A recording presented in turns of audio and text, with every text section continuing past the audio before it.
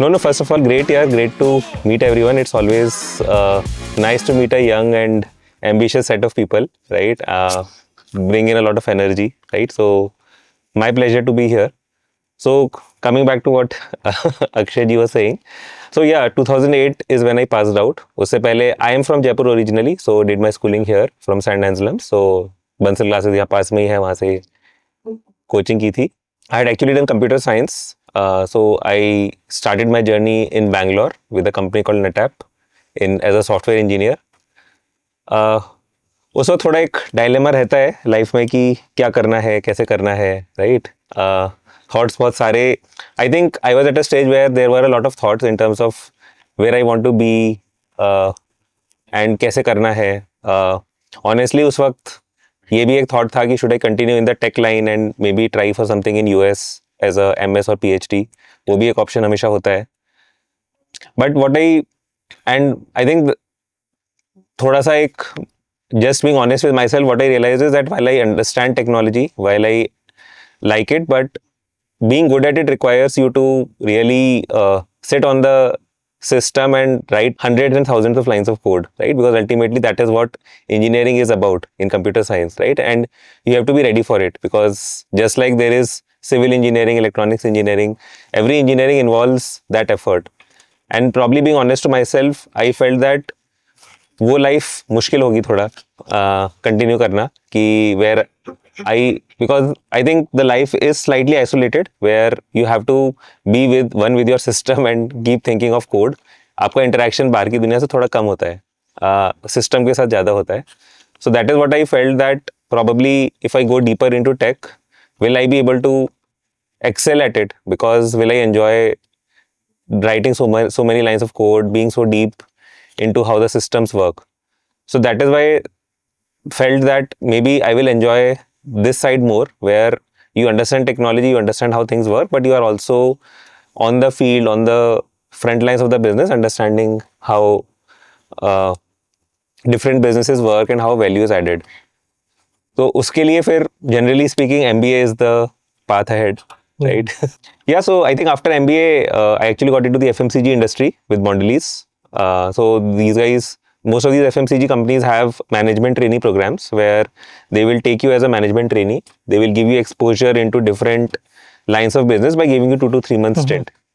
So I actually did a proper sales stint in rural areas of Karnataka, where you have to go take orders from retailers, understand their pain points, understand how various people do. Then factory side पे भी देखा कि what happens in a factory, what happens in corporate and all that. So actually वहाँ पे मेरा stint was in a plant for 3 years. पहले एक smaller plant में था, फिर एक larger plant में था.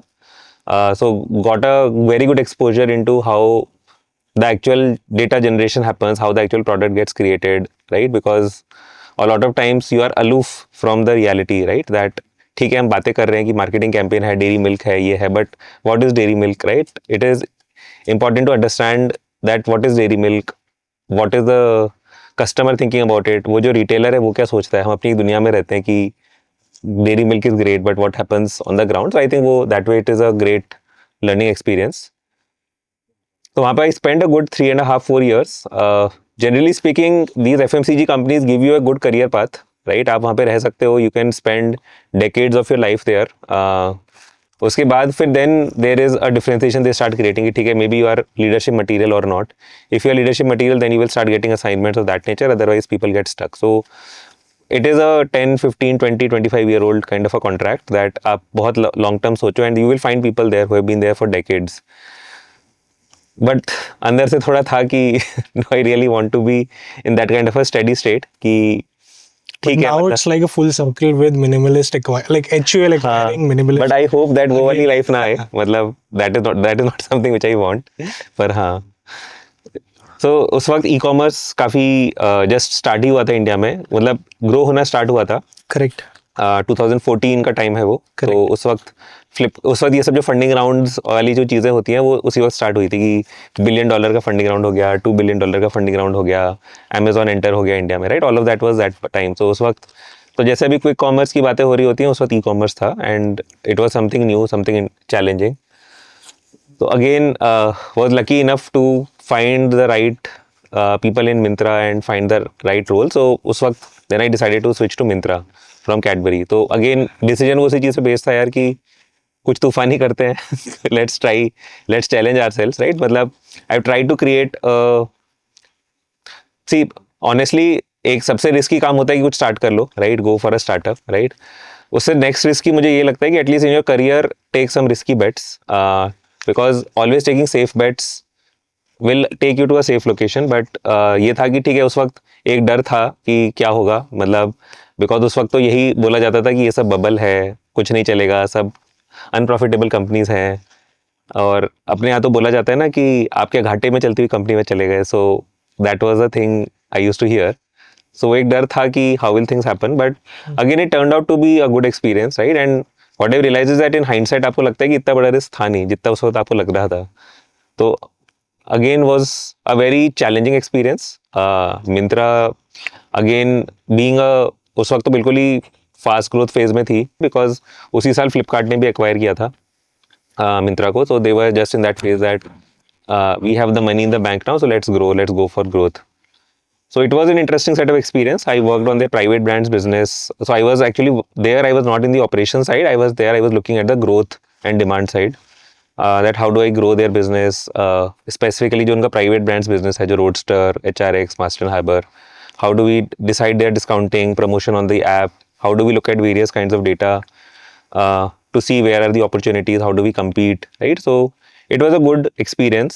वहाँ पे spent a good 4 years. So at that point of time, I decided to kind of move out. अब उस वक्त एक option ये हो सकता था कि move into another e-commerce, right? Or move into let's say an Amazon or a Flipkart or a Meesho, right? वो सब options भी थे.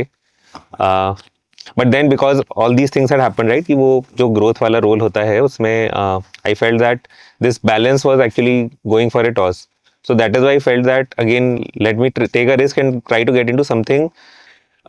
That is when the conversation with Minimalist happened. So actually, so the Minimalist founder happens to be my batchmate from IIT Roorkee as well.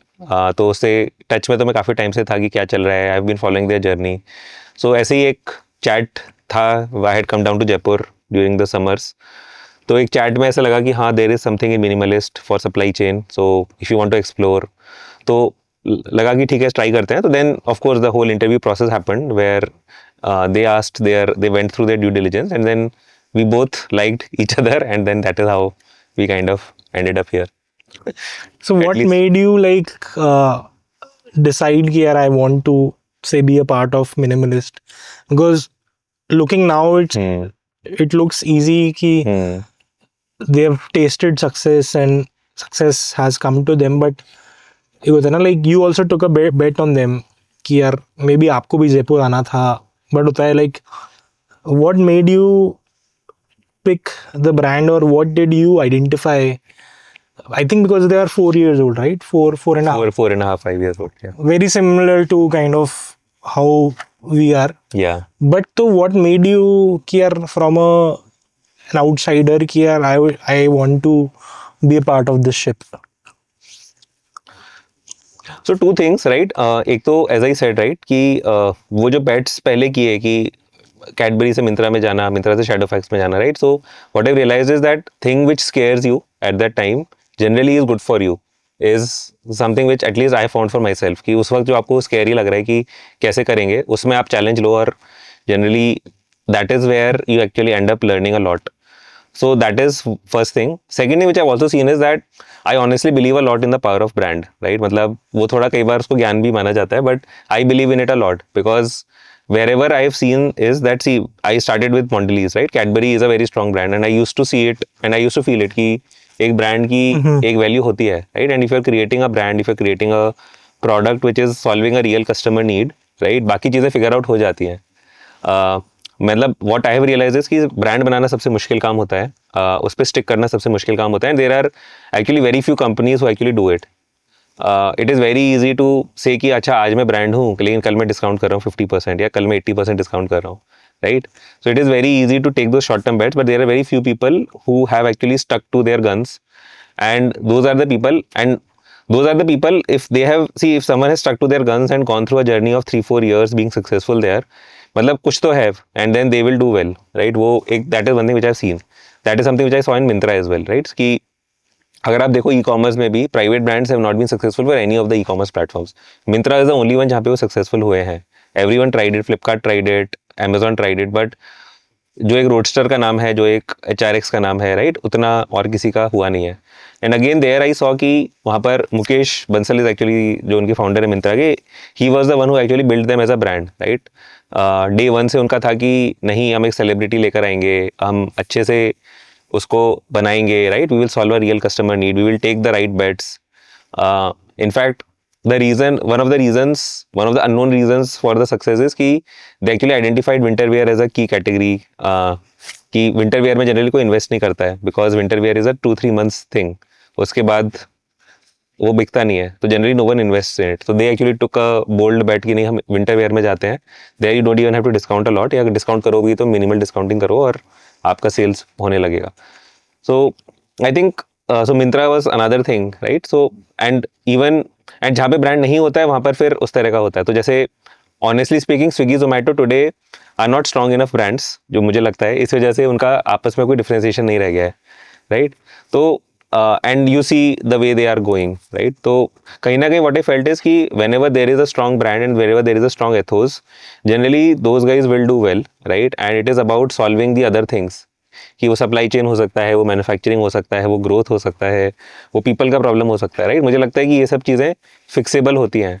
Brand बनाना मुश्किल होता है, right, and brand को sustain करना मुश्किल होता है. तो वो भी एक था. And I had the advantage of knowing Rahul from before, तो थोड़ा एक वो ट्रस्ट भी होता है कि मतलब इफ़ ही सेइंग समथिंग तो I know the kind of person he is, right. And वो क्या बिल्ड कर रहा होगा एंड किस तरीके से बिल्ड कर रहा होगा, तो वो एक ट्रस्ट भी था. तो यस, वो वाली चीज़ भी थी कि coming to Jaipur is always a factor, क्योंकि आई हैव नेवर थॉट कि I will be working in Jaipur, because generally तो जयपुर के बाहर ही होते हैं लोग. आप बैंगलोर में जहाँ पे आपको जयपुर के, राजस्थान के बहुत सारे लोग मिलेंगे, right, who really yearn to come back, but नहीं पॉसिबल होता है. तो वो एक फैक्टर था. But if it had not been a strong brand, if I not known them, then I would not have made that decision to come, right. मतलब Jaipur alone would not have made me take that decision to come here. So I think वो दो factors थे. Got it. And like so, like in 2 साल पहले, what was the scale at which the business was while you had joined them? While you thought here? I think 2 years back they did 150-160 crores. I think उस financial में 150-160 था. This year I think 500 plus, this year 500 plus is something. तो अभी disclose नहीं है, पर हाँ. Great. या so while like as you said here brand pull, and I think all of us here are also very much trying to build that, because we are also in a very category जहाँ पे commodity product is a very commodity driven. Correct. Considering it's a need that needs to be there in every, which is like in every wardrobe for us. So आप लोगों की क्या की learning रही जो आप लोगों को लगा कि यार from a brand building point of view कि यार ये 4-5 चीजें रही हैं कि which have, because it's like an orchestra, it cannot be one thing. It would be like say 10 things. So while आपको क्या लगता है कि what has been the key things that have led to Minimalist being a brand? Sure. So again, whatever I'm saying, I will qualify this statement by saying that I'm not a brand expert and I'm not a branding expert, right? So that being said, so talking about Minimalist as a brand, I think if you look at, मतलब अगर आप उनका Instagram page शायद 5-4 साल पहले का जाके देखोगे और आज का देखोगे, आपको बहुत ज़्यादा डिफरेंस नहीं मिलेगा, right, in terms of the kind of communication which is happening, right. So and again every brand speaks for itself. And मैं ये भी नहीं बोलूँगा कि जो मिनिमलिस्ट ने किया वो किसी और ब्रांड को करना चाहिए, because every brand is unique, right. But we need to know कि हम किस चीज़ पे ट्रू हैं. तो आई थिंक अगर मैं मिनिमलिस्ट एज अ ब्रांड के बारे में बोलूँ तो आई थिंक वो जो हाइड नथिंग वाली चीज़ है, I think hide nothing actually defines the brand and it encapsulates everything, right. तो अगर आप उसके प्रोडक्ट पे देखोगे तो प्रोडक्ट पे every ingredient is listed, right. जो हीरो इंग्रेडिएंट है उसका सप्लायर भी बताया जाता है, राइट. एंड बैकएंड पे ये भी इंश्योर किया जाता है कि यार वही यूज़ करना है. बिकॉज ऐसा नहीं है कि कॉस्मेटिक्स में कोई रेगुलेशंस हैं कि आपने अगर एक्स चीज़ बोली तो कोई आके आपको टेस्ट करेगा, वो फार्मा में होते हैं, कॉस्मेटिक्स में नहीं होते हैं, राइट। सो अगर आप 100 चीज़ें देख रहे हो मार्केट में कॉस्मेटिक्स की और उसमें 100 चीज़ें लिखी हुई देख रहे हो, इस चीज़ का किसी ने कोई टेस्ट नहीं किया कि उसमें वो 100 चीज़ें डली हुई है कि नहीं है, right. So if someone is saying that I am putting something, तो that itself is a big thing in India. The unfortunate reality है, but yes, that itself is a big thing, right? So that is one thing, right? कि being very transparent क्या ये हम use कर रहे हैं। दूसरी चीज़ ये है कि कॉस्मेटिक्स में अगर आप देखें तो जैसे ग्लो एंड लवली हो गया, फेयर एंड लवली हो गया, राइट, या सन प्रोटेक्शन हो गया, तो हमेशा से marketing driven messaging is what marketing driven messaging ये रही है कि आपको ये मिल जाएगा, you will look beautiful, you will look glow, right. Insecurity driven बोल सकते हैं। यहाँ पर ये है कि again very sharp positioning, right, कि Minimalist as a brand is very sharply positioning itself that I want to talk to the customer who wants to be aware that मैं अपनी स्किन पे क्या लगा रहा हूँ, right. There will be customers who don't want to be aware about it, who want that insecurity driven purchase. Maybe they are not my customer today, maybe they will be my customer 5 years later and it is okay, right. तो at any point of time मैं ये नहीं चाहता कि India में 1.4 billion लोग हैं तो all 1.4 billion people should be my target customers, right. या all urban people should be my target customers, right. My target customer should be someone जिसको पता है कि मैं अपनी स्किन पे क्या लगाना चाहता हूँ, I want a particular thing and I am willing to study about it and then I put it on my skin, right. आप ये बोल सकते हो कि they also picked up on the trend कि वो चीज़ इंडिया में अब हो भी रही है कि people are more aware about what they want to put on their skin, what they want to eat, right. तो वो ट्रेंड अब इंडिया में आ भी रहा है, बट वो पोजीशनिंग बहुत क्लियर है कि I want to appeal to that customer, right. तो इवन अगर इंस्टाग्राम पेज भी देखोगे, Instagram page is all about education, right. उसमें कभी भी ये नहीं बोला जाता कि why you should buy my product, right. उसमें हमेशा ये बोला जाता है कि ये करने से ये होता है, ये करने से ये होता है, एंड ये जो मैं बोल रहा हूँ ये एक साइंटिफिक स्टडी के बेसिस पे बोल रहा हूँ, राइट। तो आज भी अगर कोई प्रोडक्ट लॉन्च किया जाता है तो उसके साथ एक साइंटिफिक स्टडी की जाती है। वी एक्चुअली समटाइम्स टेक तो जैसे बेबी केयर लॉन्च में we actually took 1.5 years to launch it because we wanted to stay true to it and baby में actually you have to pass a higher bar in terms of the test which you need to have, right. But we decided to pass that bar rather than saying कि नहीं मुझे जल्दी launch करना है तो ठीक है टेस्ट रिजल्ट तो आ ही जाएगा पर बाद में देख लेंगे।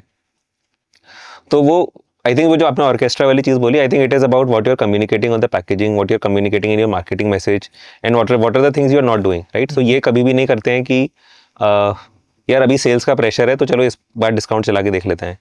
In fact I am the part of some groups which are there with some of the marketplaces, उल्टी लड़ाई हो रही होती है कि यार आपने 1% का भी डिस्काउंट एक्स्ट्रा क्यों लगा दिया, राइट।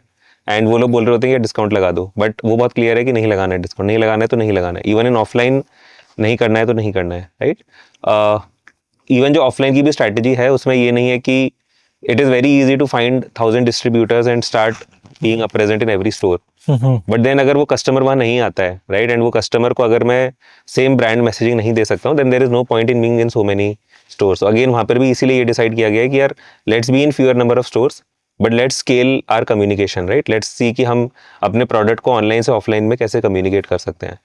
तो I think while brand is a lot of things, I think where it shows up is that आप अपने रोज के डिसीजंस कैसे ले रहे हो, राइट। जब आप कोई एक्सपेंशन का डिसीजन ले रहे हो या जब आप कोई नया प्रोडक्ट लॉन्च कर रहे हो या या जब आपके पास कुछ इस तरह का क्वेश्चन आ रहा है कि यार should I participate in this sale और नॉट, या should I make this kind of a product और नॉट, राइट।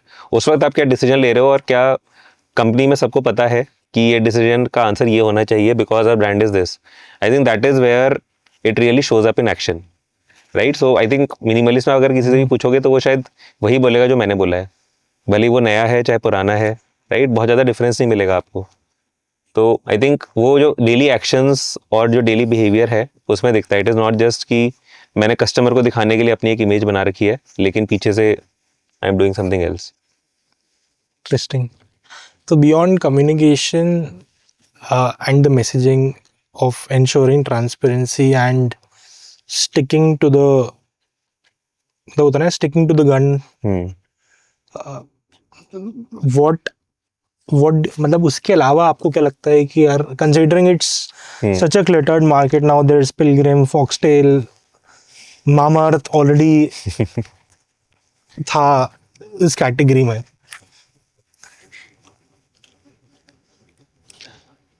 तो देखो इसमें अगेन दो चीज़ें बोलूँगा. देखो being in the right place at the right time also helps, right. It is difficult for me to say कि अगर आज मिनिमलिस्ट स्टार्ट हो रहा होता तो क्या वो सेम लेवल ऑफ सक्सेस मिलता, मे बी नॉट, राइट. मतलब थोड़ा सा एक वो भी होता है कि व्हेन यू स्टार्ट उस वक्त क्लटर्ड नहीं था, right. And may be some of this success started attracting me toos, right. What also happens is that at the same time जो मैंने बोला कि जो 3-4 साल तक अपने ब्रांड पे स्टिक करने वाली बात है, राइट. आज क्लटर है बिकॉज आज सबको लग रहा है कि यार फेस सीरम लॉन्च कर देते हैं, सनस्क्रीन में केमिकल्स के बारे में बात कर लेते हैं, राइट. बट वो डायलेमा सबको फेस होता है कि यार मैं डिस्काउंट करूँ कि नहीं करूँ, मैं इंग्रेडिएंट्स में लेट गो कर दूँ कि नहीं कर दूँ, can I go for a lower quality ingredient. जैसे नियासिनामाइड होता है, नियासिनामाइड के आपको मार्केट में 5 डिफरेंट वर्जन्स मिल जाएंगे, हाईएस्ट क्वालिटी वर्जन भी मिल जाएगा, लोएस्ट भी मिल जाएगा. All of them are the niacinamide serum, right. But what also happens is that clutter over time also gets cleared out because not everyone will be able to stick to that branding, right. So sometimes it is also about waiting it out, right. So I think the way also I see it is कि अगर किसी जगह clutter हो रहा है इसका मतलब ये हो रहा है कि कुछ तो आप अच्छा कर रहे हो तभी वहाँ पे clutter हो रहा है, right. अगर आप कुछ ऐसा कर रहे हो जहाँ पे कोई और नहीं आ रहा है, इसका मतलब एक ये भी है कि यार वहाँ पे देखो या तो आप हिडन हो या तो आपने अपने आप को छुपा रखा है, जो आज की दुनिया में बहुत मुश्किल है, right. Where there is so much information flow, it is very difficult for someone to keep hiding in plain sight. में आप 3 महीने 6 महीने कर लोगे, उसके बियॉन्ड नहीं कर सकते, राइट. उसके बाद ये होता है कि यार if someone is seeing what you are doing and अगर उनको अट्रैक्टिव नहीं लग रहा है या उनको लग रहा है कि यार कस्टमर नहीं है तो मे be you are doing something wrong, right. तो मुझे लगता है कि it is a good validation that people are coming in and creating that clutter. But at that point of time I think what again ये मैंने सिर्फ यहाँ नहीं पास्ट में भी देखा है, even with Cadbury, right. Even Cadbury में उस तरह के डायलेमास होते थे कि यार इतने सारे चॉकलेट ब्रांड्स हो गए. तो Cadbury used to have 70% market share when I had joined. I think आज भी उनका 65% मार्केट शेयर है in the last 14 years despite having so much clutter. तो क्यों है वो? मतलब ऐसा तो नहीं है कि कैडबरी की चॉकलेट दुनिया में सबसे अच्छी चॉकलेट है या इंडिया में सबसे अच्छी चॉकलेट है और इतने सारे ब्रांड्स आ गए हैं, but they have been able to stick to their guns, right. They have been able to execute what they are doing. तो मेरे को ये भी लगता है कि daily execution and daily belief in what you are doing is important, right. Daily competition को देखना is actually not a good thing to do, right. वो जो क्लटर होता है वो क्लटर अपने आप छन जाता है. व्हाट हैपन्स इज कि लोगों को लगेगा कि यार आज मैंने सीरम लॉन्च किया लेकिन मैं ब्रांड बनाने के ऊपर सीरियस नहीं हूँ. मेरा कस्टमर मुझसे एक बार ले लेगा, दूसरी बार कभी नहीं लेगा, राइट. Customers are also smart enough. ठीक है, मैं एक बार उल्लू बन गया, अगली बार मुझे अगर अच्छा नहीं लग रहा अपने स्किन पे वो लगा के तो मैं नहीं आऊँगा दोबारा आपके पास, राइट. तो फिर एज अ ब्रांड मेरे को कुछ टाइम के लिए मिलेगा बट नहीं वो. तो I think what is important is that keep don't burn yourself out in terms of capital, right. Don't burn yourself out in terms of just losing focus, right. So if you believe so your competition should be with yourself कि यार मैं अगर 3 साल से कर रहा हूँ या 4 साल से कर रहा हूँ एंड मेरे को पता है कि यार मेरी ये चीज़ चलती है तो यार इंडिया में मार्केट तो बन जाएगा. मतलब इंडिया का मार्केट इतना बड़ा है कि मार्केट तो बन जाएगा and you will keep finding opportunities to grow. ठीक है, 1 क्वार्टर कम बनेगा, 1 साल कम बनेगा, right. That should be okay, right. तो एक चीज़ हमेशा इंपॉर्टेंट होती है इस चीज़ में, मतलब ब्रांड वाली चीज़ में एक और चीज़ बहुत इंपॉर्टेंट होती है कि यार it is never going to be a linear growth कि मैं हर साल ऐसे ग्रो होता रहूँगा, राइट. तो वो थोड़ा साइनसॉइडल होता है कि मैं एक बार कम हो गया फिर वापस बढ़ गया, फिर कम हो गया फिर वापस बढ़ गया, right. And over time customers, the environment will also see कि यार this is a company या this is a brand which is stuck to its guns and उसका फिर कुछ ना कुछ अच्छा आउटकम ही होता है, right, if you have stuck to what you are doing. And आज की दुनिया में I think when it is so easy to launch a brand and it is so easy to do something or to copy something, I think what stands out is what you are standing for, right, कि आप अपनी चीज़ पे stuck हो and आप उसको बार बार change नहीं कर रहे हो. तो I think that is what it is. तो क्लटर होती है तो as I said, clutter is good, clutter is not bad, right. Fashion में आज भी नए ब्रांड्स बन ही रहे हैं, नए लोग आ ही रहे हैं, कोई घबरा तो नहीं रहा है कि यार इतना क्लटर है. मुझे लगता है कि कॉस्मेटिक से ज़्यादा क्लटर तो फैशन में है. It is so easy to start a brand. Myntra में हम देखते थे कि 3 महीने ये ब्रांड अच्छा चल गया, फिर 3 महीने बाद कोई और ब्रांड अच्छा आ गया, उसके बाद कोई और ब्रांड अच्छा आ गया, सेम चीज़ बेच रहे हैं तो नहीं चल पाते लॉन्ग टर्म तक. But there are some people who are able to stay and build. Makes sense. I have more questions, but I would want the team as well. I will keep coming in. लोग bore तो नहीं हो रहे? Who's going to take the first one? Prakash. Hi Rohit. Hi. I'm Prakash. I'm looking after the CRO charter of the company. So mainly working in the website part of it, and right, as you said, कि brand building is the main part of it. हम कैसे communicate कर रहे हैं, तो there are few things that I wanted to ask के किस तरीके से हम website को मतलब what communication or what type of things should be done on the website to attract more customers. At the end सब sales पे ही जा रहा है कि मतलब मैं अपनी तरफ से वो conversion rate ला पा रहा हूँ कि नहीं ला पा रहा हूँ, वो वाला चीज़ है. बट फिर आफ्टर लिसनिंग टू यू मेरा क्वेश्चन ये है कि apart from the brand, as a employee, as a team lead, what things I should look up to, या फिर मेरा वो डेली चेक्स क्या होना चाहिए so that I am on the right path कि हाँ ठीक है, even if the company is not working well today, it will work tomorrow, but मेरे को ये कंसिस्टेंसी रखनी है. And this is how I will guide my team or the people I am interacting with. तो उस sense में थोड़ा guide. Got it. I mean, to add to the question, considering आपने मिंत्रा में रहे हो and there अब हर चीज के नाम पे सेल हो जाती है, पेडे से लेके करेक्ट बीट, दिवाली, होली, कुछ भी है. तो how do you ensure that, जैसे आप लोग प्राइस डाइल्यूशन नहीं करते हैं, but how do you ensure that people still come back and make a purchase, and then how do you communicate that this brand is may be not like a price sensitive brand or a discount sensitive brand through your communication as well. I think कहीं ना कहीं first question वही था, फिर second कि मैं उसमें कैसे रहता.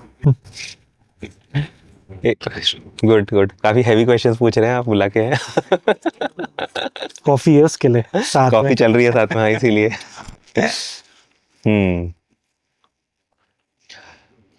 So there are again every brand has its history, right? कि आपकी भी सादा एज अ ब्रांड की एक हिस्ट्री होगी कि यार मैंने पास्ट में क्या किया है, राइट? मेरे को कस्टमर लव किन चीज़ों पे मिला है, राइट? तो इसका अगेन एक मल्टी डायमेंशनल आंसर होता है, राइट? एंड इसमें मैं थोड़ा सा मिंत्रा का भी लर्निंग्स लेकर, मतलब मिंत्रा के टाइम से भी थोड़े से आपको पॉइंट्स बताता हूँ, और यहाँ से भी है, मिनिमलिस्ट से भी, right? So yes, see, first thing is that first of all, when I say that discounting is bad, right? Again, आपके ब्रांड का कॉन्टेक्स्ट अलग हो सकता है, right? So what I meant when I say so again, मैं ये नहीं बोलूँगा कि universally discounting is bad, right? What I'm saying is that you should know, and ये I think Akshay ji and आप लोग डिसाइड करेंगे कि you should know कि यार what do I stand for, right? कि यार मेरा क्या, first of all मेरी क्या थ्योरी है कि why will a customer buy me, right? Brand principle क्या है, राइट? फॉर एग्जांपल अगेन मैं अगर मिंत्रा के टाइम को याद करूं, तो there used to be brands, there used to be this brand called forever 21. उनका था कि मैं डिस्काउंट नहीं करूंगा, लेकिन I will have very sharp pricing, कि मैं 999 में जीन्स दे रहा हूँगा, राइट? 1499 में शर्ट दे रहा हूँगा, and so on, right?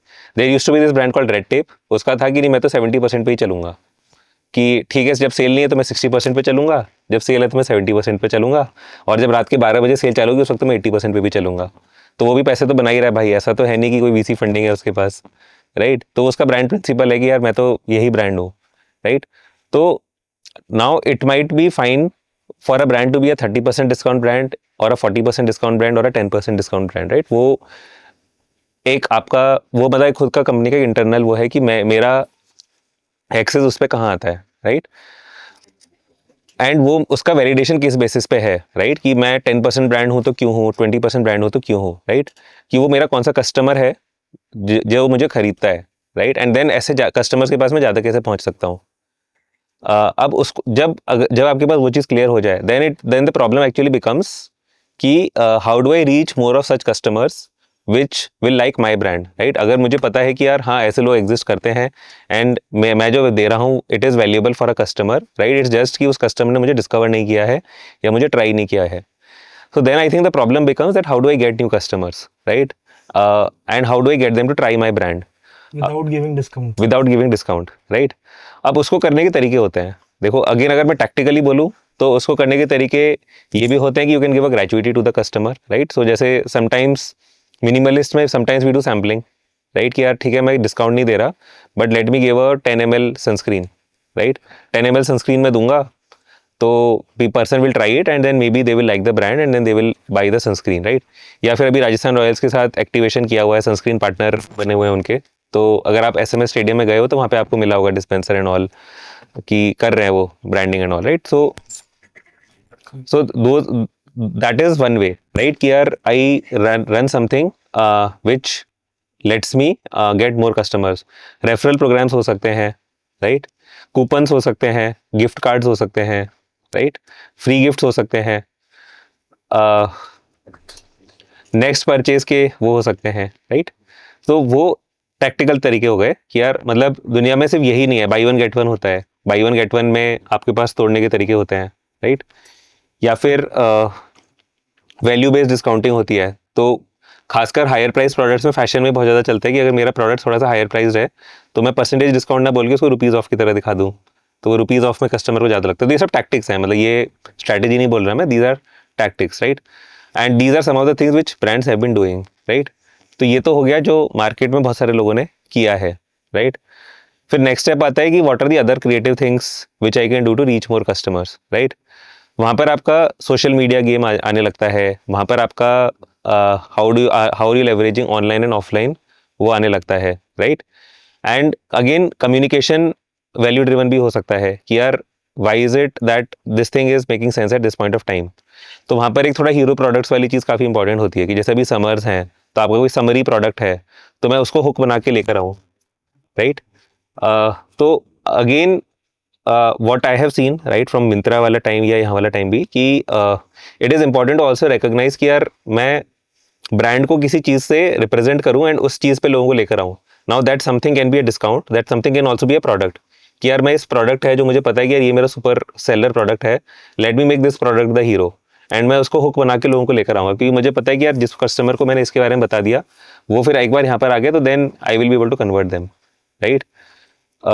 At the same time, it is also important to be very closely aware of the data and numbers. वो I am sure आप लोग करते होंगे, बट उसके राइट ट्रेंड्स देखना ज़रूरी होता है, राइट? तो फॉर एग्जांपल मिंत्रा में बहुत रियल टाइम में हम लोग वो ट्रेंड्स भी देख रहे होते थे कि यार किस चीज़ को करने से क्या होता है, राइट? अगर मैंने कोई नोटिफिकेशन भेजा तो क्या मेरे पास ट्रैफिक आता है, राइट? किस तरह का ट्रैफिक आता है, रात को भेजते हैं तो कैसा आता है, दिन में भेजते हैं तो कैसा आता है, राइट? तो ये सब चीज़ आई डोंट नो आप लोग अभी कितना कर रहे हो. तो जैसे Myntra had kind of made a science out of it, अभी भी है उनका, अभी भी मुझे वो सिमिलर ही लगता है कि यार इतने बजे मैं नोटिफिकेशन भेजूंगा तो वो ट्रैफिक जंप आएगा ही आएगा. और वो notification doesn't have to be a discount notification, it can be any notification, it can be about add to cart, it can be about something interesting which I am doing on my website, right? It can be about something else. Customer cuts बनाना भी important होता है कि यार मेरे last 6 months में कौन से लोग थे जो यूज़ कर रहे थे, कौन से लोग हैं जो 12 महीने से मेरे पास नहीं आए हैं, राइट? उस वक्त उन्होंने क्या खरीदा था, did they have a bad experience, right? Cohort, या तो कोहॉर्ट एनालिसिस होता है. तो इस तरह की चीज़ में फैशन और वेबसाइट वाले बिजनेस में आई थिंक कस्टमर कोहॉर्ट्स बनाना काफ़ी इंपॉर्टेंट होता है कि उस कस्टमर कोहॉर्ट को मैं किस जर्नी से लेके जा रहा हूँ, राइट? तो यू शुड बी क्लियर कि यार मेरी वेबसाइट पे कस्टमर जर्नी क्या होगी, राइट? जनरली किस सोर्स से मेरे पास कस्टमर आ रहा होगा, वो कैसे कन्वर्ट कर रहा होगा एंड देन वो कितना फ्रीक्वेंटली रिपीट कर रहा होगा एंड क्या मैं उस ट्रेंड से बहुत ज़्यादा ऑफ जा रहा हूँ. तो as long as I am doing that then it is about scaling that up, right? And given that you will have millions of data points now, आप लोगों के लिए वो ट्रेंड एनालिसिस, तो जैसे जैसे you are spending more time, जैसे जैसे यू आर ग्रोइंग, वो चीज़ के बेटर इंसाइट्स आने लगते हैं. यही जब आप 1 करोड़ के स्केल पे हो या 10 लाख के स्केल पे हो तो वो डेटा में नॉइज़ बहुत होगी, बट आपके डेटा में नॉइज़ होना बहुत कम हो जाता है. So again no easy answers, but वही है कि अगर आपने ठान लिया कि यार ये ऐसे ही करना है then it is just about seeing कि यार कोई तो कस्टमर है जो मुझे खरीद रहा है, वो मुझे क्यों खरीद रहा है, उसकी जर्नी क्या है, राइट? एंड ये जर्नी मैं रेप्लिकेट क्यों नहीं कर पा रहा हूँ. आई थिंक वो working backwards always helps that way. जो आपका सेकंड क्वेश्चन था कि कंसिस्टेंटली मुझे क्या देखना चाहिए, तो वो आई थिंक पार्टली यही है कि आपको यही देखना चाहिए कि how are my customer cohorts like, right? मेरे रिपीट्स कैसे हैं, मेरे न्यू कैसे हैं, कौन से सोर्सेज से आ रहे हैं, राइट?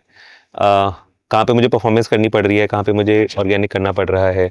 तो आपका कस्टमर जर्नी वाले पॉइंट ऑफ व्यू से आपको थोड़ा देखना पड़ेगा इसको. Does it answer your question? नहीं किया हो तो बता दो. Hi Rohit, my name is Sumit and I'm handling the logistic part in SADA. as you are also have experience in supply chain and logistics, I think my question would be easy for you. So first my question is like, what are the steps we can take to, first of all, to reduce our logistic cost, efficient delivery, and right now everybody is moving to quick commerce.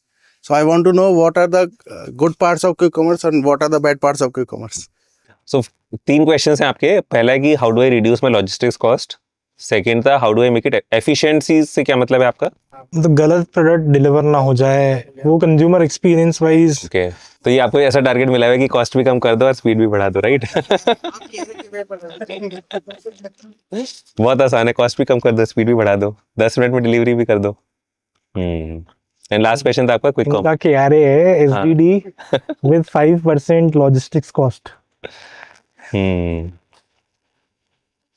जैसे actually क्या हम लोगों ने we have started working on identifying कहाँ से majorly traffic आता है, and even partnering with partners like Holisol to deliver that experience. Got it. Beyond that, जैसे आई वाज अवेयर कि आप लोगों का आज कौन बोल रहा था कि सेम डे डिलीवरी 2 घंटे में डिलीवरी दिखा रहा है मिनिमलिस्ट की अमेजोन पे, अमेजोन के थ्रू या ऑन वेब सेम वेबसाइट तो ऑन वेबसाइट तो नहीं हो रहा होगा, अमेजोन से हो रहा होगा. तो सो अमेजोन का तो आंसर इजी है. अमेजोन पे तो ये है कि we are working on the FBA model with them. तो what happens is that we send inventory to some of their central warehouses and Amazon does its own internal distribution based on demand dynamics. IXD करते हैं वो. तो उसमें actually हम लोगों के लिए we don't have to get into this सिरदर्दी कि आपको अहमदाबाद में, मतलब वो खुद ही कर लेते हैं मैनेज उसको. तो they charge something for it, but I think वो हमको तो वर्थ इट लगता है कि आप उनको डिमांड डिस्ट्रीब्यूशन के बेसिस पे वो कर लेते हैं, right? I think when you are asking about own website या लॉजिस्टिक्स, आप किसके लिए बोल रहे हैं? ओन वेबसाइट के लिए बोल रहे हैं. ओन वेबसाइट के लिए बोल रहे हैं, ठीक है. तो आप फुलफिलमेंट भी देखते हैं या सिर्फ लॉजिस्टिक्स देखते हैं? फुलफिलमेंट भी देखते हैं. देखो, दोनों चीज़ें अपने आप में सेपरेट हैं, एंड एक्चुअली ये पॉसिबल होता है कि आप कॉस्ट भी कम कर लो और स्पीड भी इंक्रीज कर लो, right? First of all again थोड़ा सा रिपीटेटिव लगेगा, लेकिन डेटा को समझना अगेन इंपॉर्टेंट है कि यार मेरे कॉस्ट आती कहाँ से है और मेरा वो आता कहाँ से है. But before going into that, again you need to first define a principle कि यार मैं अगेन एज अ ब्रांड मैं किस ऑर्डर टू शिप टाइम पे वर्क करना चाहता हूँ एंड वाई, राइट? वो एक इंपॉर्टेंट है अपने लिए एस्टेब्लिश करना कि मैं order to deliver time 4 day से कंफर्टेबल हूँ, 3 डे से कंफर्टेबल हूँ, 2 डे से कंफर्टेबल हूँ. उसका आंसर उस चीज़ से आएगा कि यार क्या आप एक मिंत्रा से कम्पीट कर रहे हो, या क्या आप अपने ब्रांड को एक दूसरे D2C वेबसाइट से कंपेयर कर रहे हो, राइट? या फिर आप एज अ ब्रांड ये चाहते हो कि नहीं, लोग मिंत्रा से ना खरीदें, मुझे मेरी वेबसाइट से ही खरीदें, राइट? वो थोड़ा एक स्ट्रेटेजिक क्वेश्चन हो जाता है फर्स्ट ऑफ ऑल, राइट? कि आप अपनी वेबसाइट को कैसे देखते हो, राइट? तो जैसे फॉर एग्जाम्पल ओवर टाइम हमने तो यही रियलाइज़ किया, एटलीस्ट फॉर मिनिमलिस्ट, यार अगर कोई हमारी वेबसाइट पे आके खरीद रहा है तो कहीं ना कहीं वो ये तो नहीं एक्सपेक्ट करके आ रहा है कि यार मुझे बहुत फास्ट डिलीवरी मिल रही होगी, राइट? वो यही एक्सपेक्ट करके आ रहा है कि यार ठीक है, मेरे को यहाँ पर एक कंफर्ट है, I am comfortable with the website, I am comfortable with the thing, and एक रीजनेबल टाइम में मिल जाए तो इट्स ओके, राइट? क्योंकि अगर एज यू सेड कि Amazon already same day delivery दे रहा है, 2 घंटे में दे रहा है, तो अगर if I am a customer जिसको सादा या मिनिमलिस्ट या कोई और ब्रांड अगले 2 घंटे में चाहिए, तो वो ओन वेबसाइट पे तो नहीं आ रहा होगा लेने के लिए, राइट? वो आ रहा होगा अमेजॉन पे या क्विक कॉमर्स पे, राइट? तो एक अगेन इसलिए स्ट्रेटेजिक पार्ट से एक वो कस्टमर जर्नी का आप लोगों को एक वो कर लेना चाहिए कि मेरे पास कौन सा कस्टमर है जो वेबसाइट पे आता है, राइट? वो एक लॉयल कस्टमर है, या मैं उस कस्टमर को ये कह के ही ला रहा हूँ कि यार मैं तो बहुत फास्ट डिलीवरी दूंगा आपको, राइट? या फिर मैं उस कस्टमर को ये कह के ला रहा हूँ कि यार ठीक है, मैंने आपको कहीं पे एंगेज किया and now please come here, तो वो अब काइंड ऑफ एंगेज है मेरे साथ, तो then this thing just becomes a sweetener. वो चीज़ इसलिए इंपॉर्टेंट है because what happens is that, see आज के डेट पे लॉजिस्टिक्स का लैंडस्केप ऐसा है कि you can spend a lot. मतलब दुनिया में लोग बहुत सारी फंडिंग लेके बैठे हुए हैं लॉजिस्टिक्स सप्लायर्स. मतलब I used to be part of one, तो आई कैन टेल यू कि पूरे दिन वो यही सोचते रहते हैं कि यार हम बेटर स्पीड कैसे दें, राइट? एंड बेटर स्पीड का मतलब ये होता है कि यार देखो मेरी कॉस्ट तो उतनी बढ़ती नहीं है स्पीड प्रोवाइड करने में, लेकिन मैं ज़्यादा कस्टमर को जाके चार्ज कर सकता हूँ because people are generally willing to पे.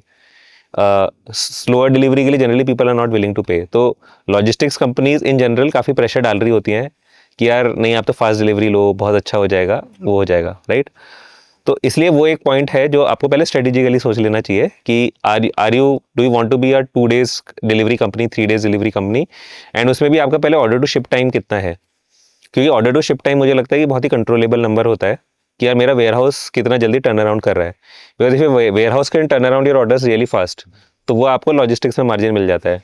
But if a warehouse is taking 1 day 1.5 days to ship, तो फिर उतना ही टाइम आपने पहले लूज कर लिया अनप्रोडक्टिवली। तो मैं ये बोलूँगा कि फर्स्ट ऑफ ऑल तो आपको अपना ऑर्डर टू शिप और शिप टू डिलीवर टाइम को अलग से देखना चाहिए कि मेरा ऑर्डर टू शिप टाइम कितना है, एंड आप उसमें थोड़ा वर्कआउट कर सकते हो अपने पार्टनर्स के साथ कि यार मुझे तो 7 day working and high cut offs चाहिए। तो जनरली ऑर्डर टू शिप बढ़ाने के तरीके ये होते हैं कि आप देखो कि मेरा ऑर्डर पैटर्न क्या है, मेरे मोस्ट ऑफ द ऑर्डर्स कब आ रहे हैं, एंड आप अपने वेयर हाउसिंग पार्टनर को फोर्स करो कि यार आप उस इतने बजे तक के ऑर्डर तो मेरे शिप करोगे same day.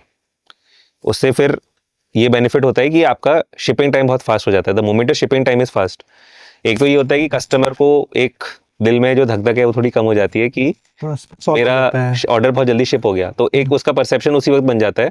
Actually perception shipping से ज़्यादा बनता है, डिलीवरी से कम बनता है।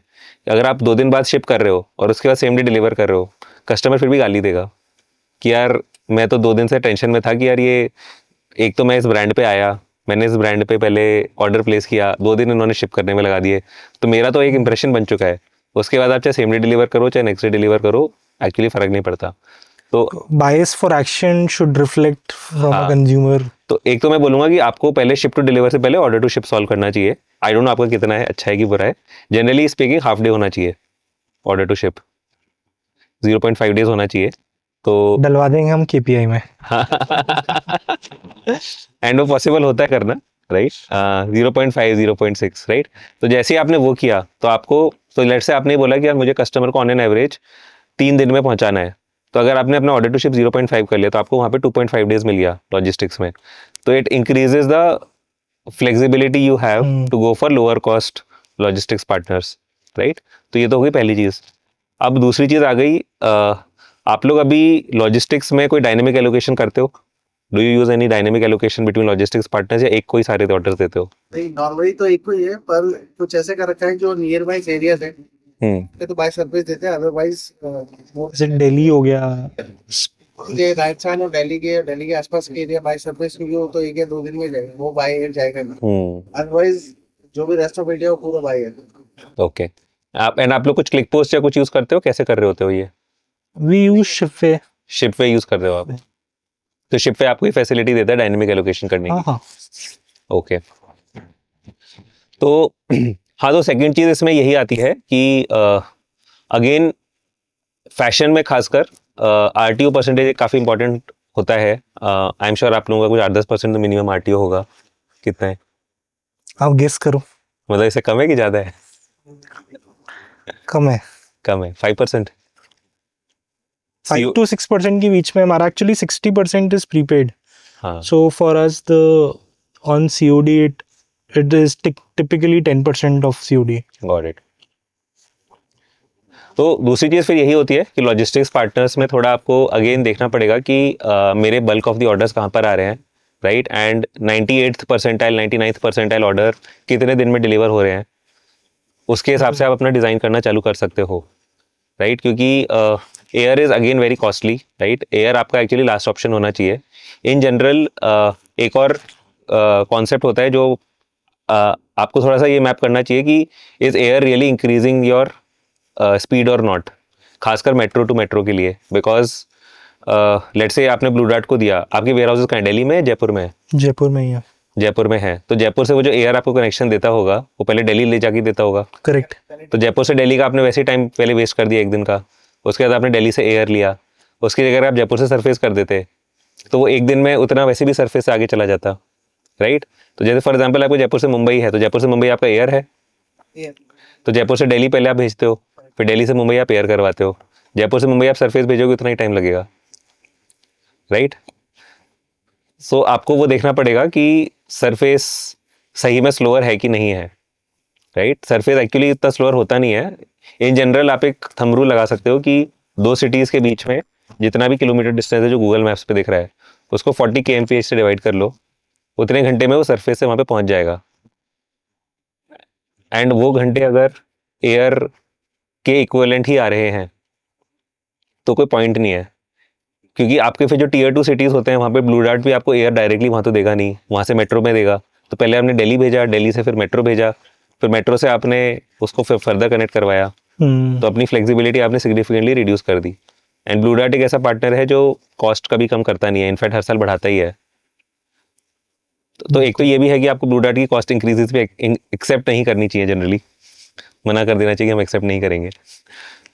तो ये है। तो आई थिंक आपको थोड़ा नंबर्स में जाना पड़ेगा।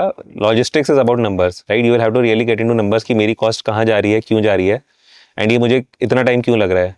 क्योंकि अगर आपका ऑलरेडी इतना अच्छा RTO परसेंटेज आ रहा है तो मुझे लगता है you can easily manage surface, तो उससे आपका ऑटोमेटिकली स्पीड सिमिलर आएगा और then you can just tactically work on speed.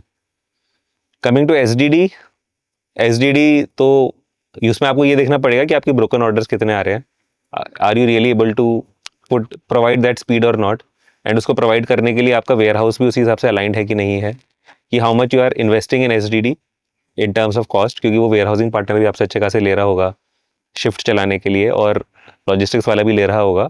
तो उसके हिसाब से आप रियली स्पीड दे भी पा रहे हो कि नहीं दे पा रहे हो, या कितने परसेंटेज ऑर्डर्स में दे पा रहे हो। क्योंकि generally same city to same city orders 10 से 12% होंगे आपके, same city to same city orders. अभी तो जैसे क्या है, we have just taken the first step to do a run with Holisol. Holisol कर रहे हैं इसकी जैसे we've identified that 35% of the business is from Maharashtra and Gujarat. So okay, why not probably set up a warehouse in warehouse वहाँ पे करना later, and then probably जो south है बैंगलोर के का मतलब हर क्लस्टर ऑफ एरिया को हम लोग रीजनल डिस्ट्रीब्यूशन कर रहे हैं। एंड आपका जो भी जनरल सप्लाई प्लानिंग करता है उसको आपको ये क्वेश्चन करना चाहिए कि यार मेरी right inventory right warehouse में होनी चाहिए। वो होने लगेगा तो ऑटोमेटिकली आपके, तो आपको ये भी देखना चाहिए कि आप रीजनल से कितना कर पा रहे हो। मतलब जो आपने मैपिंग की है कि same region to same region, वो आप 60% ऑर्डर्स के लिए कर पा रहे हो, 80 के लिए कर पा रहे हो, या 95 100 के लिए तो नहीं कर सकते। टोकन इन्वेंट्री नहीं आया है, हाँ, पार्शियल फुलफिलमेंट वाला, क्योंकि फिर आप वो पूरा ऑर्डर ही दूसरे वेयर हाउस पे डाल देते होगे, राइट? आप 2 शिपमेंट तो नहीं बनाते होगे, 2 शिपमेंट बनाओगे तो कॉस्ट बढ़ जाएगा। तो इतनी मेहनत भी कर ली और लेकिन वो ब्रोकन इन्वेंट्री की वजह से वो हो गया। तो इसलिए it is not always a good strategy to have a lot of warehouses. हमेशा वो थोड़ा वो रख के करना पड़ता है। तो जैसे यहाँ तो अभी मैंने से 2 वेयर हाउसेस करवा दिए थे, दिल्ली और बैंगलोर, बाकी और कोई वेयर हाउस रखे नहीं थे इसी वजह से, ताकि ब्रोकन तो Bombay that is for website और फॉर एवरीथिंग। अच्छा नहीं, बट लाइक अच्छा, बट उसमें लाइक Amazon का तो आपका IXD है। हाँ, IXD है चैनल का, लेकिन चैनल वाइज डिस्ट्रीब्यूशन भी तो होगा, like Myntra would have their own. तो मिंत्रा वगैरह को हम लोग सेंट्रली ही कर देते हैं। तो थी जो अपॉइंटमेंट बेस्ड मॉडल्स होते हैं, appointment based models in general आपको 10 से 15 दिन आगे का ही अपॉइंटमेंट दे रहे होते हैं। करेक्ट। तो 10 से 15 दिन में तो आप पूरे इंडिया में कहीं से भी पहुंचा दोगे। तो उसमें फिर आप फास्ट डिलीवरी करके कर भी क्या लोगे, क्योंकि अपॉइंटमेंट तो आपको वैसे भी लेट का मिल रहा है। करेक्ट। तो आपने अपनी इन्वेंट्री भी डिस्ट्रीब्यूट कर ली और आपको उसका कोई फायदा भी नहीं मिल रहा, क्योंकि लॉजिस्टिक्स तो आप मतलब आपसे होल्ड ही करवाएगा लॉजिस्टिक्स वाला। मतलब आप उसको जल्दी पहुंचा दोगे डेस्टिनेशन पे तो वो होल्डिंग चार्जेस लेगा। तो अपॉइंटमेंट बेस्ड मॉडल्स में इसलिए वो मैनेज हो जाता है कि आपको एक्चुअली क्विक कॉमर्स में होता है थोड़ा सा फाइट, कि क्विक कॉमर्स ये एक्सपेक्ट करता है कि आप बहुत जल्दी कर रहे होगे, बट वो मैनेज हो जाता है इन जनरल। तो अगेन वो डेटा देख के आपको समझ आ जाएगा कि ऑन एन एवरेज मेरा डिलीवरी टाइम चल कितना रहा है मेरे मार्केट प्लेसेस पे, एंड वो डिलीवरी टाइम सही में मेरे को उतने डिलीवरी टाइम के लिए ये वेयर हाउस जस्टिफाइड है कि नहीं है। बिकॉज जितने ज़्यादा वेयर हाउस बनाओगे उतना ज़्यादा इन्वेंट्री आपका ब्रेक होगा ही होगा। मतलब कितना भी आप प्लान कर लो, इन्वेंट्री ब्रेक होगा ही होगा the moment you have a lot of more variables are there. हाय,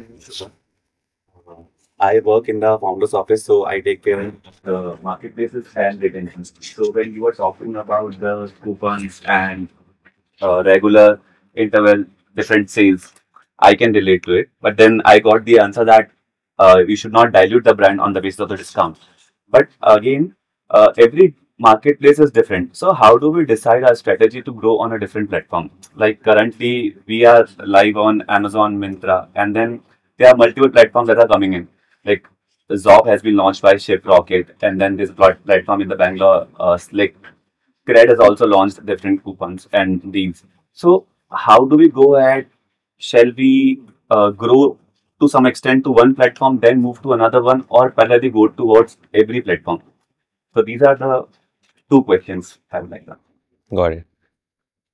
आप लोगों ने like did you guys spread your wings and were focused on being everywhere, or was it more specific to maybe going on one platform, hammering it out, and then I think So I think again इस question को देखने का तरीका शायद ये है कि what does it cost you to be on multiple marketplaces, right? If there was zero cost, then you should be everywhere, right? तो वो cost क्या है if you are there on multiple marketplaces, right? तो एक cost वो हो सकती है कि यार inventory risk is still mine, कि यार the model in which I am giving the inventory to someone else is on a sale or return model. तो if someone is coming to you and saying यार मैं cell or return model पे आपसे ले लेता हूँ, risk is yours, मैं आप मुझे दे दो, तो of course you should not spread yourself thin, right? But if someone is willing to purchase the inventory from you, तो क्या फर्क पड़ रहा है, आपकी तो रेवेन्यू आ गई, right? And you are getting exposure at a particular place, right? तो एक तो ये है कि what is it costing you, is it costing you inventory, is it increasing your risk, right? या फिर you don't have enough inventory to be on so many marketplaces, right? That is first thing, right? Secondly, तो in general इसका answer यही है कि यार you should try to have exposure at multiple places. देखो आपका growth plan should be based on a few marketplaces. Growth plan should not be based on job by Shiprocket या XYZ, but at the same time it never helps to stand out of something else. मतलब वहाँ पे भी वो कुछ ना कुछ marketing तो कर ही रहे हैं, they are spending some marketing dollars for you, right? वो अगर मार्केटिंग कर रहे हैं, अपने यहाँ पे कस्टमर को लेकर आ रहे हैं, तो आपका क्या जाता है वहाँ पे प्रेजेंट होने में, राइट? कोई तो कस्टमर है जो वहाँ पे आ रहा है, जिसको आपके ब्रांड के बारे में पता चल रहा है, राइट? बट वो आपको कंडीशन सेट करने पड़ेंगे कि यार ये नहीं है कि यार मैंने शिपरॉकेट को दिया तो भैया 50% ऑफ इज ओके, राइट? वो नहीं होना चाहिए. तो I think as long as your brand principles are not getting violated and as long as you are not taking risk on your business by saying कि यार मैंने अपनी इन्वेंट्री थिन कर दी, वो इन्वेंट्री मेरे पास कभी भी वापस आ सकती है, it is okay to be on multiple marketplaces. मतलब there is nothing wrong with it. I see two D2C brands doing, contradictory things. First is that there are, for customer support, I am heading customer support department, and that's why it got to my, it tickled that part of my brain. That what we are doing is we provide support on multiple channels, from WhatsApp, Insta, and Facebook, and everything. We want to hear our customers out. What I've seen in Minimalist is, and the contradictory thing is that you have the only source of an inbound query from a customer post sale or pre sale. It is just the app. It is Just the app? Yes, just the app from where you can click on I need support. No, people can reach out in multiple ways.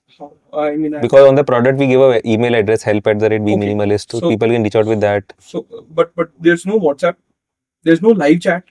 Live chat is not there. Live chat and WhatsApp is not there. And on the No, we have live chat as well on the website. You can do live chat. Okay. I've not. If you see the website, we have live chat. I have tried to find out, but Okay. it's very hard to find it out as well. And there's no phone. Anyways, I'll give this feedback. No. There's no phone number for inbound call as well, Phone number is not there.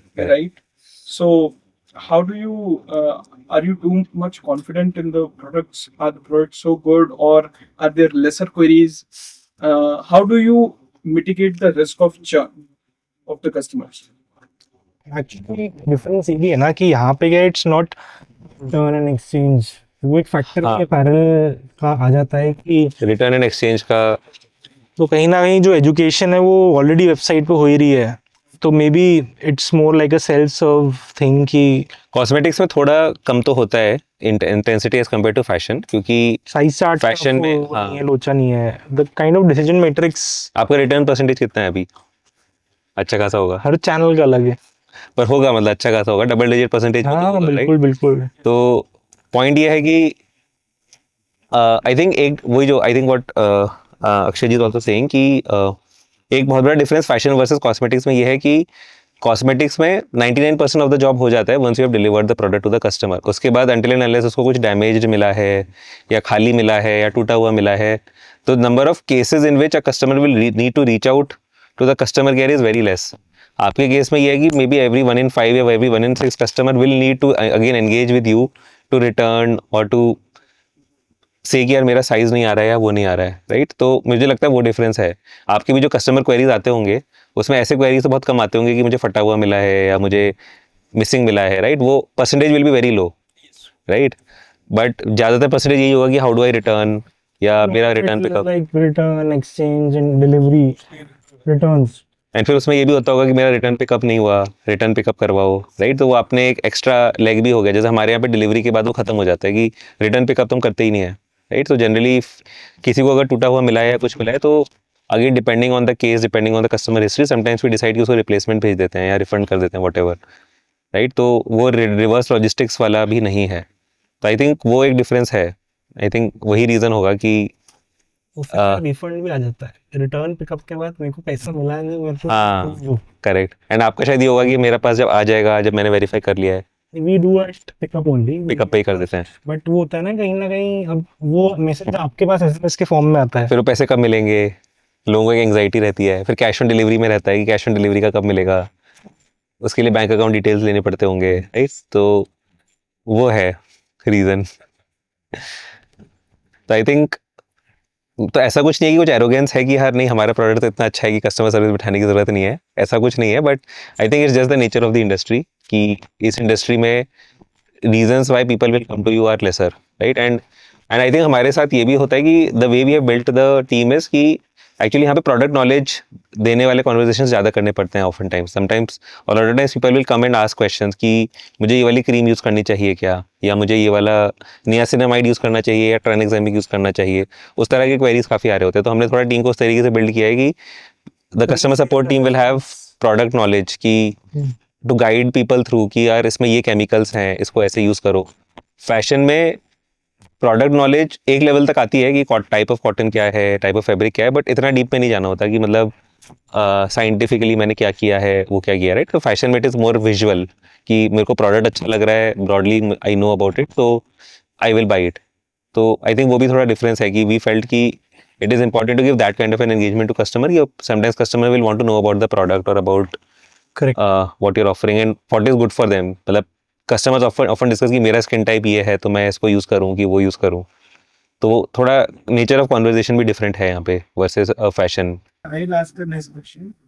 So my question is that there are cases when we see the spike in the sales or the inward volume in warehouse. So what should be the ideal strategies to manage the ops in such situations? Spike in inward in warehouse. Yes, inward and the sales.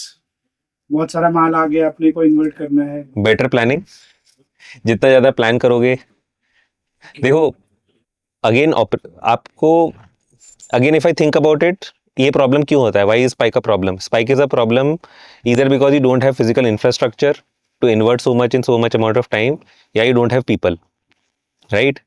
A people is a solvable problem कि I can always have more people. अगर मेरे पास plan है तो मैं ज़्यादा लोग हमेशा higher कर सकता हूँ टेम्परेरीली. और खासकर अगर आप थर्ड पार्टी हॉलीसॉल वगैरह यूज़ करो तो वो लोग तो बहुत खुशी खुशी आपको दे देते हैं लोग extra, right. So it is about forecast. दूसरी चीज़ होती है फिजिकल इंफ्रास्ट्रक्चर. फिजिकल इंफ्रास्ट्रक्चर मैं साल में एक बार बदल सकता हूँ, रोज़ तो नहीं बदल सकता. So there it is about planning well कि यार अगर मैं अगले 1 साल या 2 साल के लिए कोई वेयर हाउस ले रहा हूँ तो वहाँ पे किस तरह के स्पाइक्स आ जाएंगे एंड वो मैं फिजिकल इंफ्रास्ट्रक्चर से मैनेज कर पाऊंगा कि नहीं कर पाऊंगा.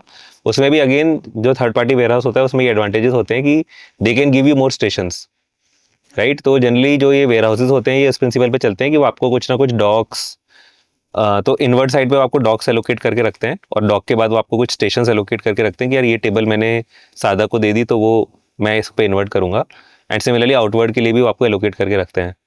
तो you can always demand from them कि मुझे ज़्यादा स्टेशंस दो या मुझे ज़्यादा आउटवर्ड वाले दो, या फिर आप एक्स्ट्रा शिफ्ट्स चलाओ या संडे वर्किंग करो. तो रिएक्टिव तरीके तो यही होते हैं कि शिफ्ट चलाओ, तुरंत लोग लेकर आओ. प्रोएक्टिव तरीके ये होते हैं कि अगर मेरा प्लान इन प्लेस है तो मैं उसको हॉलीसॉल के प्लान में बिल्ड करके रखवा दूं ताकि वो मुझे एक्स्ट्रा चार्ज भी ना करे. मैं उसको बोल के रख दूं कि भाई देख इस अगले महीने मेरा ये फोरकास्ट है, इसमें मेरा इस दिन इतना इतना स्पाइक आएगा तो तेरे को मैनेज करना है, मैं पैसे नहीं दूंगा इसके लिए. तो वो प्रोएक्टिव तरीका होता है कि मैं अपना थोड़ा सा डेटा देखूँ कि मेरे जनरली क्या स्पाइक्स आते हैं एंड उसके बेसिस पे प्लान अहेड कर लूँ. तीसरा हमारे केस में फेच हो जाता है वेंडर टीएनए, वेंडर ने डिलीवरी डिले कर दी, तो then it becomes like from a production point of view then. बट कितना फ्रीक्वेंटली होता होगा डिले? काफी फ्रीक्वेंट है क्या? गलत सवाल पूछ लिया अभी। I wanted to ask you a personal question. Why you never thought of building a brand of your own when you have so much exposure and knowledge? You can easily, you know that you can build something of your own. Why you still are not looking for it?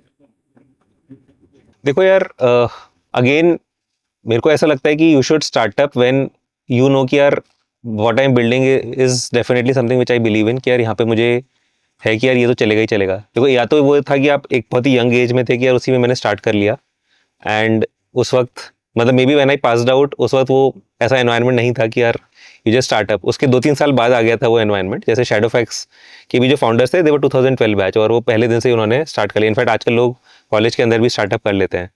And वो तो and जो ये वाला जो generation है जो तुरंत start कर रहा है, उनका ये होता है कि मुझे तो स्टार्ट ही करना है, मुझे नौकरी करनी नहीं है, I will just be in the market, I will keep trying different ideas.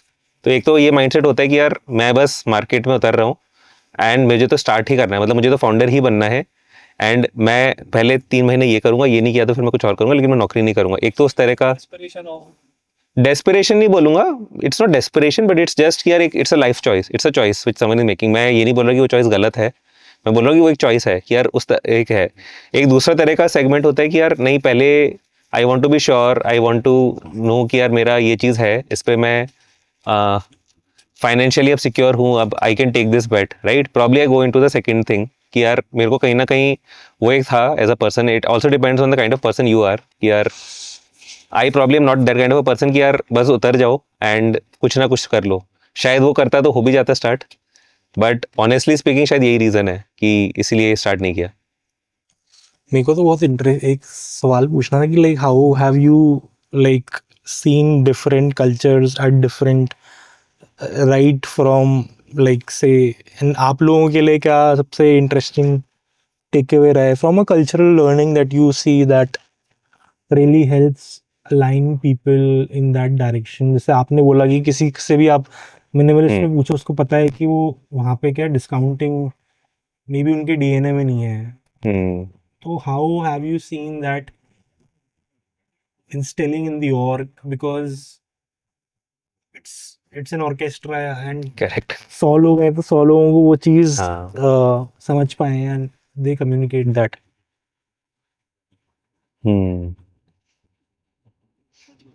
I think first of all is communication, right, कि वेन एवर यू गेट मतलब देखो इसमें ना रोल मॉडलिंग बहुत इंपॉर्टेंट होती है, एंड खासकर जो पीपल फंक्शंस को लीड कर रहे हैं, राइट, पीपल हु आर, मतलब ये चीज़ ना एक्चुअली टॉप डाउन होती है बहुत ज़्यादा, कि यार ये होता है ना कि I am saying something but then I am pushing you on something else.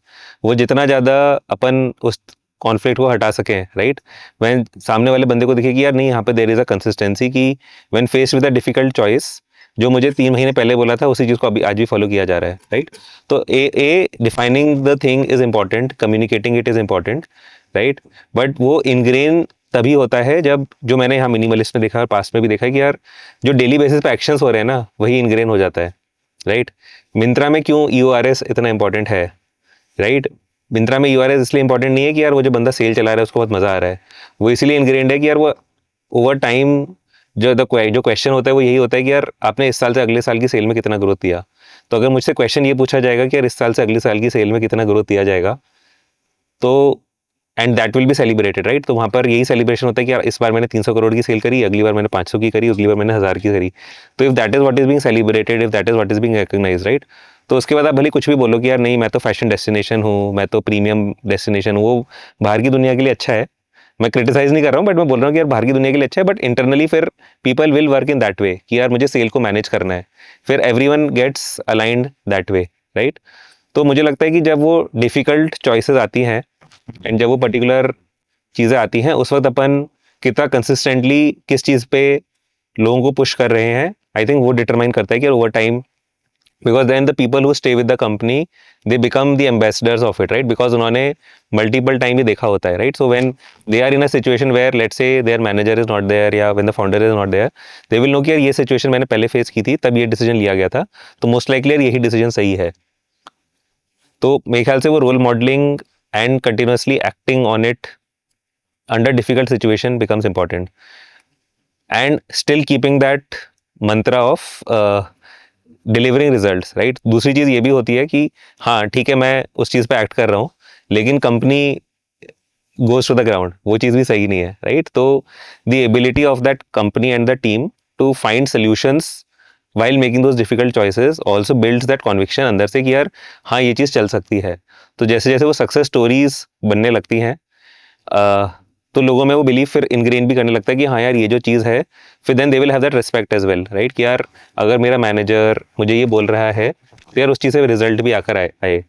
तो वो आई थिंक आप लोगों के लिए भी इंपॉर्टेंट है कि यार देखो यस कल से मैं लेट से मैंने ये डिसाइड कर लिया कि यार अब मैं ठीक है डिस्काउंटिंग के लिए पुश नहीं करूँगा, लेकिन क्या मैं पुश ही नहीं करूँगा तो वो फिर वो भी गलत है कि यार ठीक है. मतलब मैं उस चीज़ को भी रिट्रेट करना चाहूँगा कि यार ये मैसेज ये बिल्कुल भी नहीं है कि यार हाथ पे हाथ रख के बैठो, राइट. तो अगेन इवन इन मिनिमलिस्ट ये let's say if it's a Mohit और अ राहुल तो वो यस ये वो बोलेंगे कि यार डिस्काउंट मत करो, but at the same time they will not let you go कि यार ग्रोथ ही मत करो, right. They will still push you कि यार ग्रोथ तो करनी पड़ेगी and you have to find solutions. फिर वो जो टीम बनती है ना कि यार जिसने ये चीज़ भी देखी कि हाँ यार हमने डिस्काउंट वाला सहारा नहीं लिया, but at the same time I got those resources, I got that support to also find a solution which helps me still meet the target. वो दोनों चीज़ें मिलके वो कॉकटेल बनती है. फिर then those people will start believing कि हाँ यार ये कर सकते हैं and then let me next time वो सिचुएशन आएगी तो मैं फिर खुद से ही वो सोल्यूशन ढूंढूंगा rather than coming back to you and asking कि यार मैं डिस्काउंट कर लूँ कि नहीं करूँ. तो वो दोनों ही चीज़ें इंपॉर्टेंट है. देखो मतलब while one this thing is important कि मैं डिफरेंट पॉइंट्स पे वो एक्शन ले रहा हूँ कि नहीं ले रहा हूँ, but at the same time also having those success stories and then publicising those success stories in the company कि यार देखो हमने अपने ब्रांड पे ये स्टिक किया, हमने उस ब्रांड पे स्टिक करके या हमने इस कल्चर पे स्टिक करके ये एक्शन लिया, बट उसके बाद भी business still did well. I still manage to and it's not just about the revenue, it's about cost, it's about logistics, it's about everything कि I was still able to deliver results. वो दोनों चीज़ों का cocktail is actually what helps build the culture in the right direction.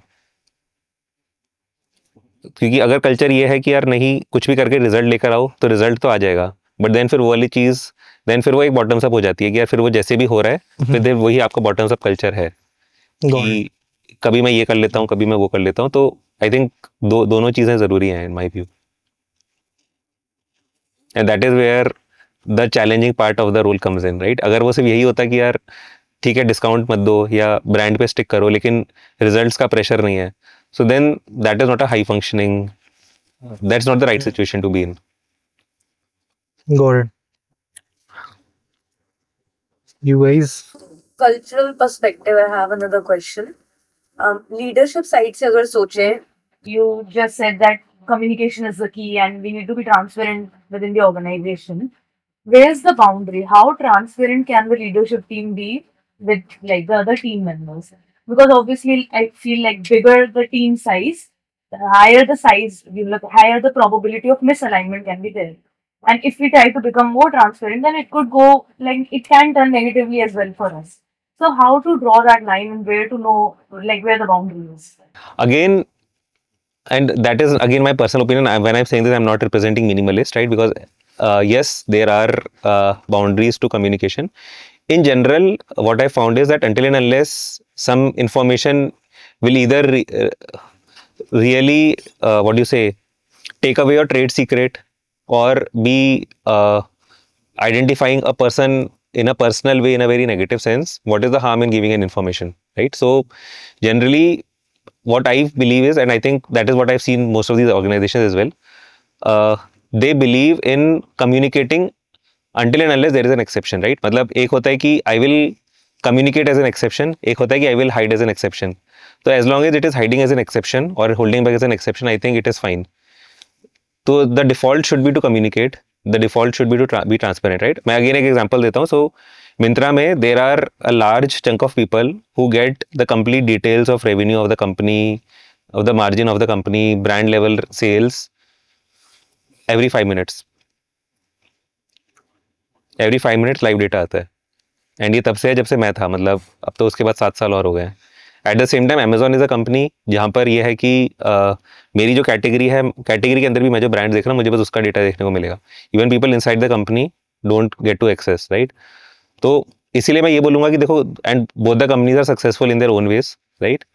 But given a choice, मुझे मिंत्रा वाला model better लगता है कि यार let's be transparent, at least that is what gives me the advantage, right? Amazon is able to survive because वो अपना US का model लेकर आए हैं, but a company like Myntra जिसका पास्ट का कोई मॉडल नहीं है, because they are able to provide so much information transparently, the top leadership doesn't have to get involve every time there is a miss, right? आपको every 5 minutes the whole company knows कि यार ये चीज़ गलत हो रही है, ये चीज़ सही हो रही है, मैं एक्शन ले लेता हूँ, क्योंकि the cost of inaction is very high, right? तो एक और फिल्टर इसमें ये भी होता है कि व्हाट आर दोज थिंग्स जहाँ पर cost of inaction is so high that it is better to let go of some information, but then it is good for the company. तो अगेन वो एज आई सेड, वो थोड़ा company to company you have to define. मैं ये नहीं बोल रहा कि being 100% transparent is the way to go, but in general what I found is that being transparent as a default always helps until and unless हमको लग रहा है कि हम किसी की पर्सनल इन्फॉर्मेशन आउट करने वाले हैं या कुछ बहुत ही कॉन्फिडेंशियल चीज़ है जो नहीं पता होनी चाहिए सबको करने वाले हैं. तो I think that is what I feel. चलो यार, आई थिंक थक गए सब लोग. आई होप आपको ऐसा ना लगा कि आपको मतलब हम हमारी समस्याएं आपसे सॉल्व करवा रहे हैं.